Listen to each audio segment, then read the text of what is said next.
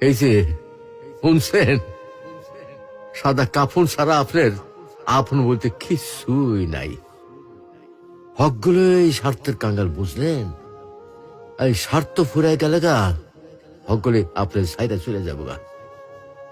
আর যখন হকগুলি আপনার সাইডে যাইব, তখন দেখবেন আপনার এই সাদা কাফনই একমাত্র আপন হয়ে থাকবো। তা বা কয়দিন কন? আহারে জীবন, কিসের লাইগা এত কিছু করতেছি? এরই নাম কি জীবন? এই আছি, এইটাই ফুটুস ফুটুস। কিছুই তো আমার লোকে কবরে যাইব না। না যাইব আমার শখের মোবাইল ফোনটা, না যাইব আমার শখের গাড়িটা, আর না যাইব আমার শখের বাড়িটা। কিছুই সাথে যাইব না। এগুলা ভাববার মধ্যে কি আর সময় হয় আমাগর? আমরা কত ব্যস্ত, তাই না? আহারে জীবন জীবন। আসুন সময় থাকতে ইমানের পরিচর্যা করি, পরকালের পাথেয় গুছাই, পরকালের কথা ভাবি। আল্লাহ আমাদেরকে ইমান চর্চা তৌফিক দান করুন। আমিন।